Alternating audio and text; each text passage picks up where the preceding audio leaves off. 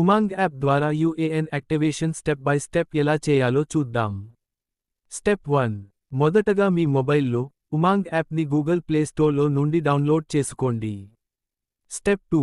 App open చేసిన తర్వాత home స్క్రీన్లోని EPFO option పై click చేయండి. స్టెప్ 3.